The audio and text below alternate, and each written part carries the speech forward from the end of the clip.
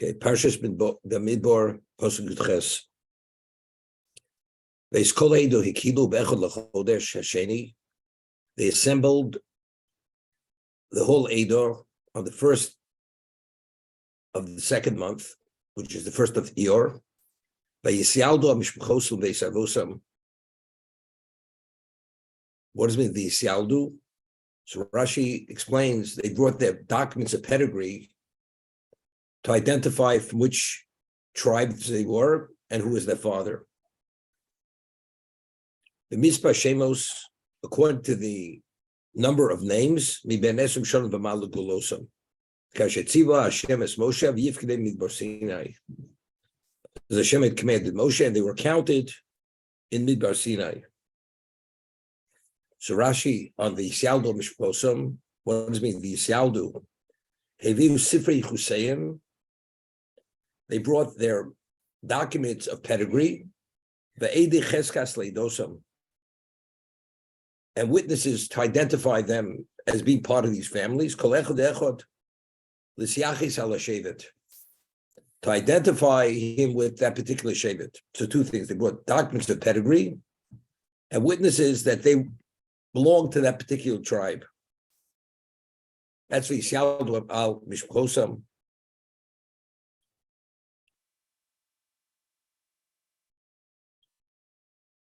So over here, there's a Siforno explains this counting was for what reason? So we said because they were about to go into Eretz Yisrael, which means they would have to be confronted and they have to have a standing army. And since we have a principle in Somchen al Hanes, although the conquest of Eretz Yisrael was miraculous, but nevertheless we have to do as much as we can, and then the miracle takes place.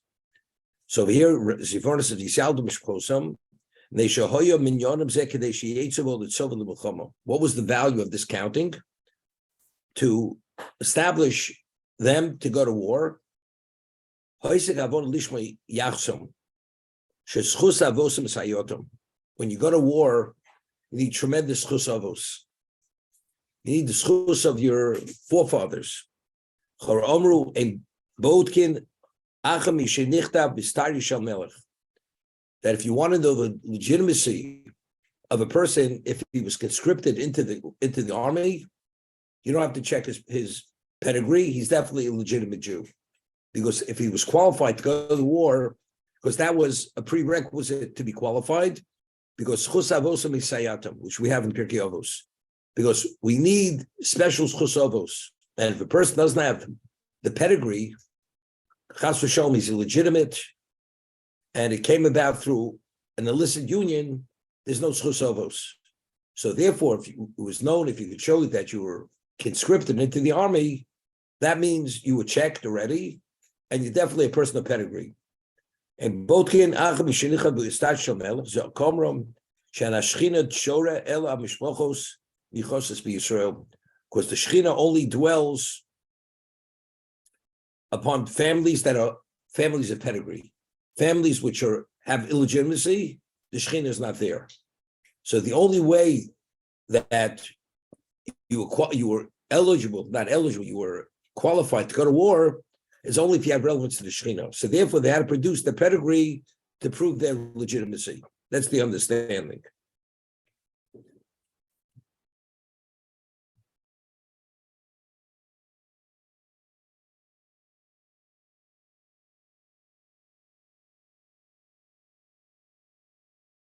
So over here,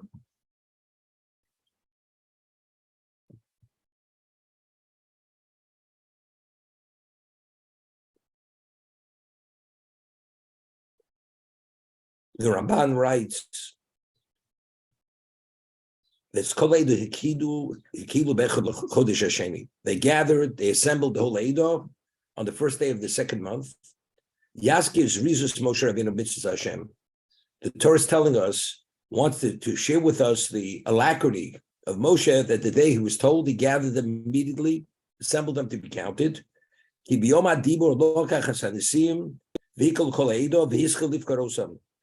day that he was spoken to, he took the Nisim, the princes of each tribe, and he assembled the people, and he began the counting. Avo lo nishlam minyan b'yom echad. But the counting was not completed on that first day. It took longer than that. Well, Omar, and therefore it says in Posuk Yutes, Vayifte midbar Sinai.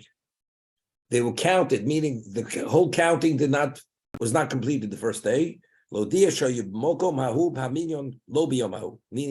it was in the same location, but it was not on that day, because we knew it says at the beginning they were midbar Sinai. So what does that have to tell us again? The midbar Sinai, midbar Sinai. The answer is the counting started on the first day of Iyar, but the conclusion of the counting went beyond the first day. Therefore, the Torah to tell us that it was concluded, they were still in the Bar Sinai.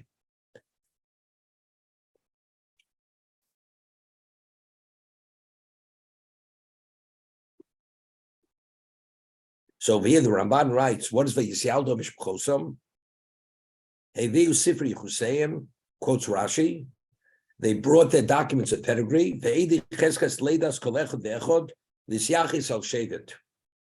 to identify him with that shevet. Loshav Rashi.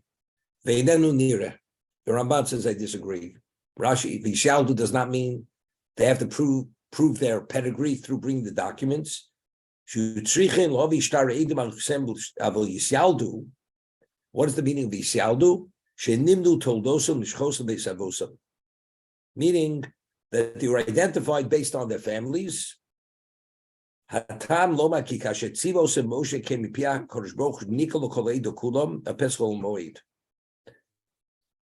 since Moshe was told that they have to gather, they all gathered, the Jews themselves, except for the rabble. The rabble was still there.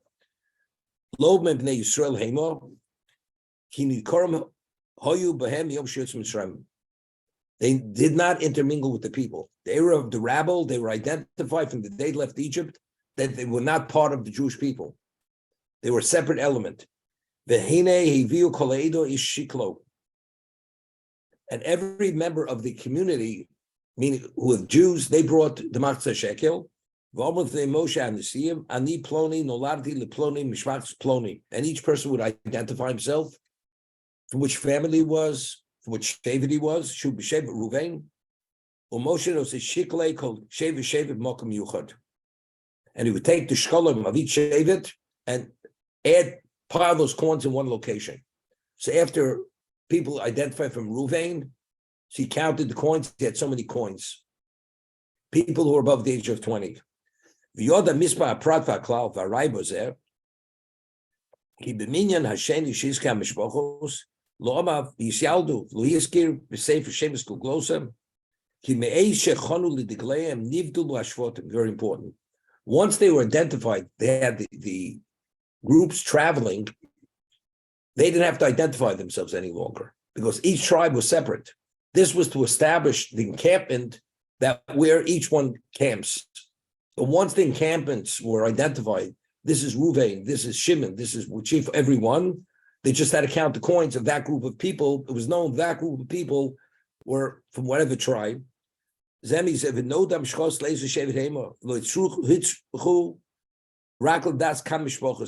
how many families are there?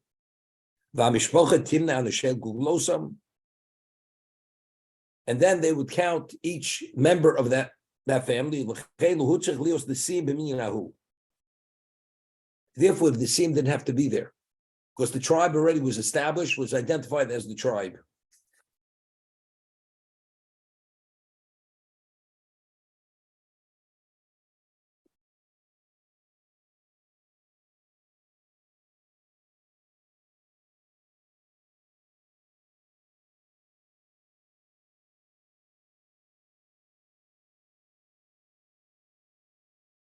Okay, so but Rashi learns what's the Yisaldu. They brought their documents of pedigree. There's a Yalkut here, which is a compilation of Medrash, which is differently than the Gemara in Shabbos. The Gemara says in Shabbos that before the Torah was given at Sinai, Hashem offered the Torah to the nations of the world, and each nation asked Hashem, "Ma kosubo," what's written in the Torah? And he said to One of them, it says, Lo Tirzoch, to the Edomites, and they said, we can't accept it, because we have a bracha from our forefather, we live by the sword, therefore it doesn't conform with our profile. The other ones, he said, it says, Lo Sinov, or it says, Lo Sigzo, kidnapping. The Arabs were in the slave trade. They sold and bought people. Doesn't conform with our lifestyle. He offered it to Klal Yisrael. We said Nasa v'nishma. That's the Gemara Shabbos. The Medrash says HaKadosh Baruch Hu never offered the Torah to the nations of the world. He immediately offered it to the Jews. We said Nasa v'nishma. So after he offered it to us, they came with a complaint, and they said, "Why are you offering it to the Jews? Why don't you offer it to us?" So HaKadosh Baruch Hu says, "Could you prove your pedigree? My children can prove their pedigree, that they all come from unions which are pure unions.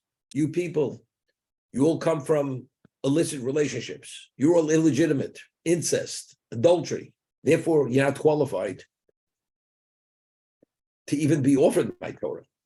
When they heard this, they were amazed. They were like taken aback that the Jewish people were so pure, they had such a pure pedigree, that there's no illegitimacy among them. And it cites the pasuk in Mishlei, they rose the Yaluah, and they started to praise the Jewish. They started to extol them. They were like amazed that the Jews were able to maintain themselves, that nobody ever crossed those lines. So what happened?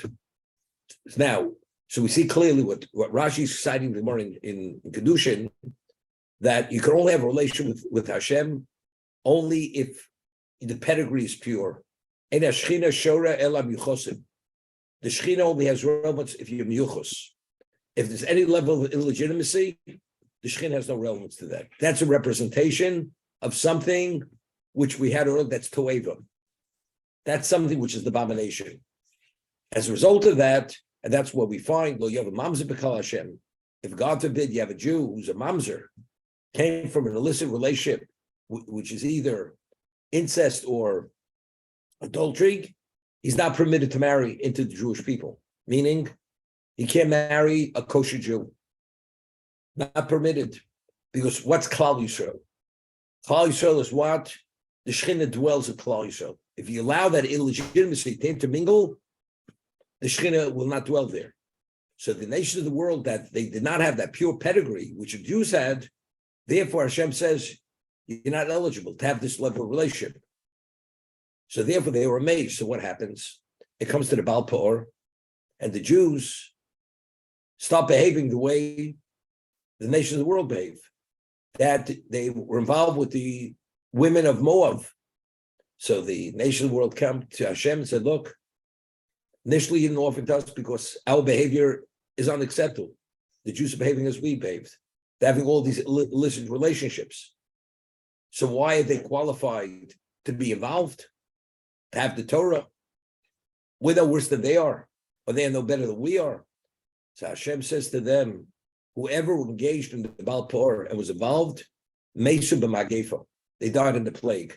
They were immediately weeded out. Hashem would not tolerate them being part of the Jewish people. They weeded out. So they said, we understand. We understand now. Now, it's interesting. We find something very interesting. After the story of Baal Peor, they counted, again, the Jews are counted there, and each of the tribes are referred to by families. And we start with the family of Reuven, every one of the families, and the family, let's say the family of Chanoch. Chanoch is referred to Ha-Chanochi. The family of Carmi, it says Ha-Carmi. And every family is referred to in such a manner. Just not Mishpachas Chanoch. It says Ha-Chanochi. So Rashi over there cites Chazal that because the nation of the world would come with a claim and said, the Jews are counting themselves based on the principle or the fact that they are of pure pedigree. We know differently. Because the whole thing is a sham. Why? Because the Egyptians controlled their bodies and they could torture them and take their lives, don't you think they violated the women? So Hashem comes over there and says, I attest, regardless of what you believe or what you think, Hachanochi, Hapalui, Hakarmi, I attest Yud Kei, which is the name of Hashem, I attest to their purity, that they're a pure pedigree. Because the nation said, we have a Kal V'chomer. If they controlled their bodies, don't you think they controlled their women? Hashem says, despite what you think, it's not the reality. I attest Yud Kei, the name of Hashem, that they're a pure pedigree. So we asked the question then, if you remember Jay, Alan definitely remembers this, that until the story of the Balpur, the incident of Balpur, the pedigree of the Jew was never questioned. Whether it was from incest or adultery, from illicit relationships. It was only after the Balpur, all of a sudden they make this Kal V'chomer. How could the Jews pride themselves in terms of their purity if they controlled their bodies? Because they were the slaves. Don't you think they controlled their wives? And therefore they were defiled. Hashem said, despite that, I attest to their purity. And whoever was involved in Balpur died in the plague. Why did the question only come up then with this Kal V'chomer that God had to come to attest? What are all the countings originally? Hashem says, I attest to that fact. We didn't need that establishing that fact until the Jews themselves started to behave and act like the Goyim. Right? So what's the understanding? There's a known fact in Egypt. Now, how's it possible? Why is that Kal V'chomer carry out? Factually, the Jewish women were no less attractive than the Gentile women, than the Egyptian women. And we have a Kal V'chomer. If they controlled their bodies in terms of enslavement to any degree, even to destroy them, don't you think they violated their women? So Chazal tell us that in the schus of Sari Menu, that when she was taken by Paro in time of Avram, she would not allow Paro to touch her. And over there it says, she said, Hach, she said to the angel, smite him, and he was smitten. And Paro right away knew that she was a married woman, did not go near her. And that schus, here she could have been the queen of the world. Egypt was the height of civilization. And yet, despite that, Sari Menu would not consider it for a moment, Paro to even go near her. In the merit of Sari Menu, the women in Egypt merited divine protection. That no Egyptian man would go near a Jewish woman. And therefore, all the women in Egypt were not violated by the Egyptians, although they were the masters. It was a miracle. There was an aura the Jews had, as much as whatever we control you, we could kill you, but that area was not violated. That was a special divine protection in the merit of Sari Menu. So that was the Egyptian to the woman, to the Jewish woman.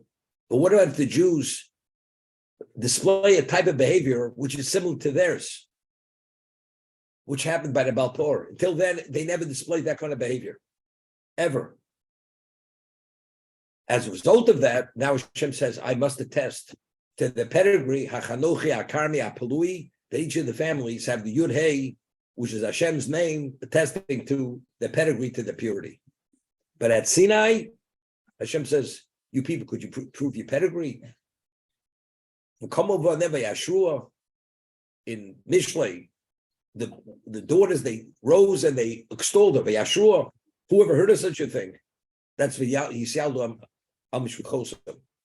That's what we speak about over here. I had mentioned that the Ramban writes that although in Bayis Sheni there were no longer decent gluyim, there were no longer public miracles, revealed miracles, there was one miracle that remained. That was the Mesota. That if a woman was a suspected adulteress, and Chas v'Shalom, she committed adultery, and she would undergo the ritual of the Sota, whatever the Torah says would happen, happened. She would swell to the point that she'd become dismembered. Her body would just fall apart. And if she did not, it would be to the contrary. Her health would be enhanced and so on and so forth. If she'd be barren, she'd be able to conceive children. Why did Hashem leave that in the miracle? It was a revealed miracle. Because since the pedigree of the Jewish people is basic component of our relationship with Hashem. Therefore, we have to weed out any illegitimacy. Therefore, although we were not worthy of revealed miracles, but that revealed miracle remained in place to establish the purity of Klal Yisrael. That's the Rambam. Shishim Zechariah Baruch, he would speak very often. I'm not going to bring the shurim. It's like his public shurim that he gave. But let's say Friday night in the winter between Kabbalah Shabbos and Ma'ariv, if there was a break, he would speak. And not every week. Rosh Hashanah, he would speak. Yom Kippur, he would speak. Times he would speak. So Rosh Hashanah, we have in the Musaf, we have Zechronos. We mentioned Psukim to remind Hashem of certain things of the past. Zechronos, that Hashem should remember us in a good vein. See, it quoted in the Gemara. The Gemara tells us, Gemara in Bava Kama, which says there was an incident where a person's daughter had fallen into a well, and there was a question whether she drowned. So the family went immediately to Rab Chanina ben Dosa, and this man, his name was Nechunya Chofet Boros. That was the person's name. His daughter fell in. What did he do? He would dig all the water holes and all the water cisterns for the Jews who would go from Bavel to Eretz Yisrael for Alisa Regel, that they should have water on the trek up to Yerushalayim. Provided water for all the Jews that made this journey. So it was his daughter, and he goes to Reb Nechunya ben Akana, who was the tzaddik of the generation, and tells him the story. His daughter fell into the well. He's concerned. He should pray for her because he's concerned she either drowned or she's drowning, that she should come out alive. So they came to Reb Nechunya ben Akana. The first hour after it happened, he says, she's alive. The second hour, she's still alive. The third hour, he says, she just came out of the well. So the daughter comes to the father, and the father says, tell me what happened. He says, old man with a long white beard came, took me out of the well. So they said to him, Nechunya ben Akana, how did you know? How did you know she's alive? He says, I'm not a prophet. Because a man who provided water for Klal Yisrael, for Aliyah Regel, there's no way that his daughter, her demise will come through water. Because if he used water to bring about this level of Kiddush Hashem, the water cannot be the basis for his daughter's death, that she should drown in the water. Because the water identifies with this man in the most positive way. So the source of the water would not allow that his daughter should drown. That's what Nechunya ben Akana said. The Gemara says, however, he had a son, the same man, that his son died of thirst. So Tosas asks a question, if he provided water, just as the daughter would not drown through the water, because he provides the water, because he did a mitzvah water, but his son died of thirst. He provided water for Klal Yisrael, for Aliyah Regel. Why did his son die? The merit should have protected his son, that his son should not die of thirst. That's Tosas' question. So Tosas answers that there's a difference between the water taking the life, the water to take the life where the water was used in a positive context cannot take the life of a daughter. But to be denied water, that could happen. That's Tosas' answer. However, he mentioned the Shittim Kubetzes, which is a compilation of opinions from the Rishonim, says something different answer. He says, the story where Nechunya ben Akana was, the father went, as soon as she fell into the well, and Nechunya ben Akana prayed for the daughter. And what was the basis for the prayer, for the supplication? A man who provided water, are you going to allow his daughter to drown in the water that he provided something so positive? When the son died of thirst, Reb Nechunya ben Akana wasn't approached. So Reb Nechunya ben Akana didn't supplicate Hashem based on that schus. But if he would have lived also. But Reb Nechunya ben Akana, nobody was aware that the man was dying of thirst. The son was dying of thirst. So he says, even when you have a schus, you have to mention the schus to Hashem. You have to supplicate Hashem, meaning it's on the record. But unless you bring it to the forefront to present it as a merit, it doesn't resonate. That's what he says. That's the Shit B'Kubetzes. So with the daughter of the Chunyi ben Akona, they were aware she fell into well. He supplicated Hashem based on that merit. The son, they weren't aware, so the Chunyi ben Akona did not come with that claim to Hashem. Therefore, it didn't invoke that level of Midas HaRachmim that the son should not die. So my Rashiv used to say, Rosh Hashanah, we mentioned Zechronos, that's part of the Musa service. All that Hashem, in the positive, we should remember it in the positive vein, and we quote those psukim. What Hashem does not in psukim, no, because when we mispalel for Midas HaRachmim, for the attribute of mercy, even on the day of judgment, if you supplicate it and you present it, then it resonates. That's the reason why we mentioned Zechronos. That's what he used to say every Rosh Hashanah. Not every Rosh Hashanah, very often when he would speak, he would mention this, which I'm telling you right now. So I'm saying, when you bring something and factualize it and establish it as fact, it takes on a whole different level of credibility. Even vis-a-vis, not only people questioning it, even like Sutton would come and says, are the Jews better? Hashem says, my children, they present the doctrines of pedigree. It's proof, irrefutable proof that they're legitimate. Nobody has what to say. We establish ourselves as whatever we are.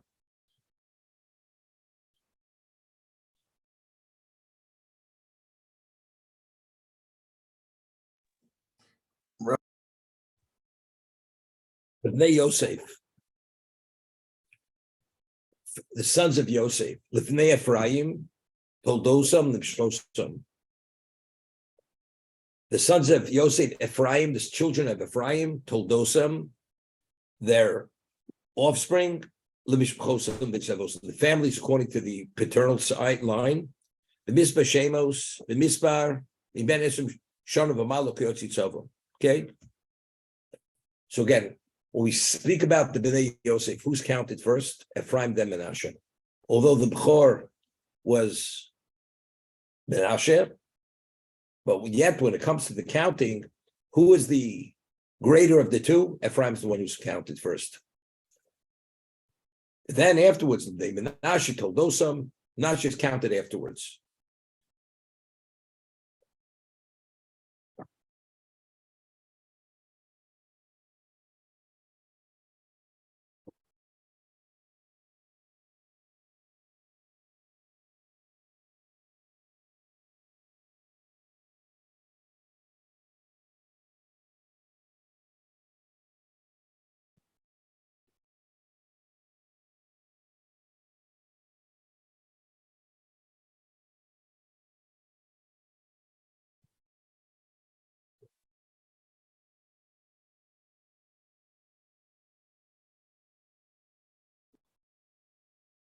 So here there's the Ramban says, Higdim Ephraim leMenashe. Ephraim is mentioned before Menashe. The Yichas Yosef Olav. And the pedigree of Yosef, when we speak about the more special of the two, Ephraim is mentioned first. Chen Lamati B'Tgolim. Yobal Degel. V'Abachor V'Ochiv Mishneo Kibirchas Yaakov. Because the way Yaakov had given the bracha was given first to Ephraim, then Menashe. Although the Bechor, the age-wise, Menashe was the elder. Yehoyu b'nei Ephraim, Rabbi b'nei Menashe. Avamini Hasheni b'Arvis Moav. But when they were counted second time in the plains of Moab, before when Moshe gave over the mantle leadership to Yeshua, Higdim Menashe. Yehoyu Beisahi b'nei Menashe harabim v'loku nachlosim tchilo. Because there it's a question they're counted, they're going to divide up the land. When it comes out to divide the land, who's going to have a larger portion of the land? Menashe says, because the numbers of Menashe then, at the end of 40 years, there were more. The numbers of Menashe were greater than Ephraim. Chaim ben Nisiya Oretz Higdimu v'Yichas Yosef Olav. Aval b'Ragdim Higdim Ephraim.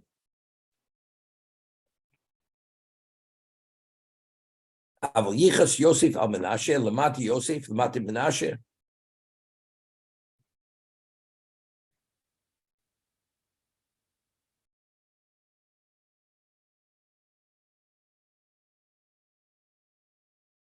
Okay, that's what he says. Here we mentioned Ephraim first because either he was more special or because the numbers were greater.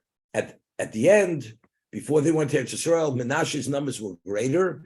And since there it had to do with establishing the number to divide the land, therefore Menashe is mentioned before Ephraim for that reason. Find at the end of Bamidbar, we have Matos Masei. We speak about all the various travels in the desert over the 40-year period and exactly where the locations were.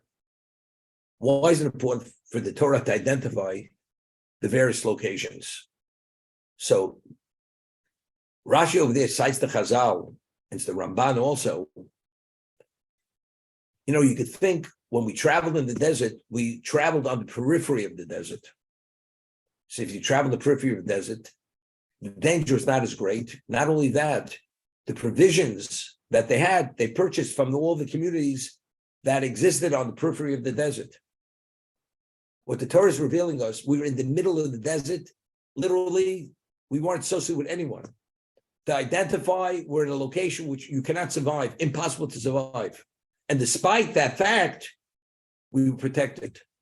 The Ani Yaakov, the Mon, the bear. We had no other provisions. For us to appreciate the Chesed Hashem that he did for us. That's the reason. We're going to have to leave this for tomorrow.